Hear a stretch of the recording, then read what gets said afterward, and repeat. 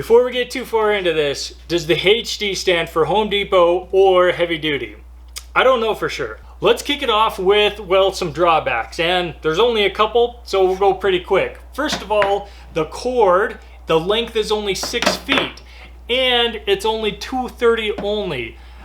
And the only other drawback is the weight. This thing is huge.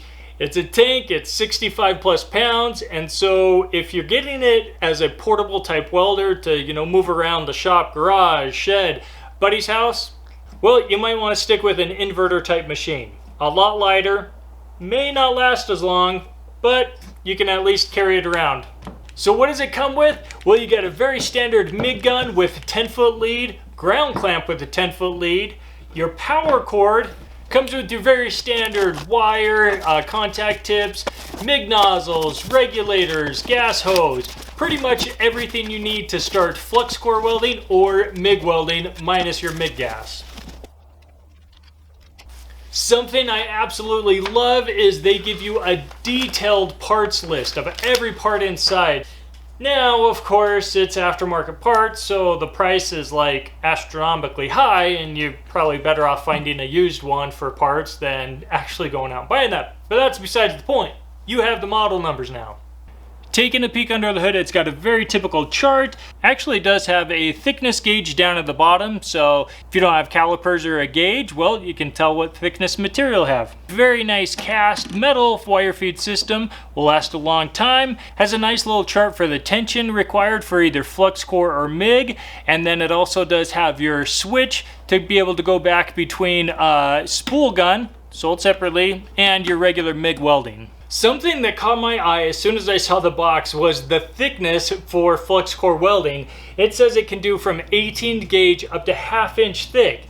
And I was thinking for a minute, how the heck is it going to be able to do 1/2 inch? Now, if you saw my other video comparing the Titanium 170 to this guy, you'll already know that I did some digging and found out that you can achieve the 1/2 inch with multi-pass. So in reality, you can only do up to about 5/16 with a single pass.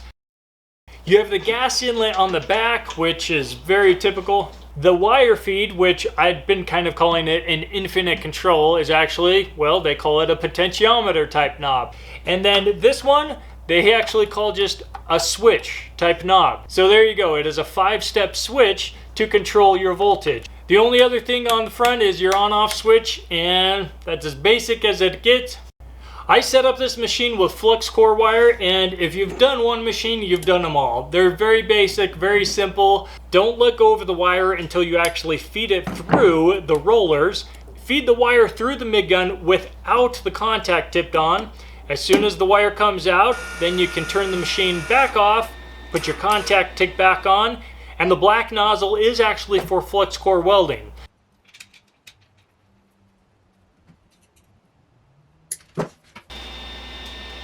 Started out with 0.0305 wire with Flux-Cored, that's what it came with.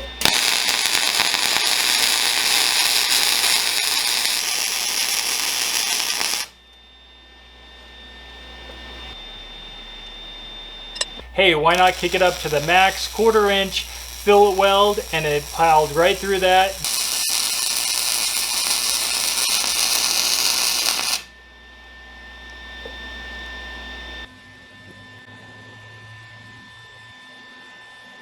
Switching over to the MIG, adding gas. The wire that it comes with is 0.025, and I wanted to test it out with some thicker material, so I put in a 10-pound spool of 0.030 wire. Critical point here, make sure you switch the leads so that it is DCEP, not DCEN. The chart definitely says it can't go up to this thick with the MIG welding, single pass that is, and well, that's what I had. I tested it out with the Flux-Cored, so why not with the MIG, right?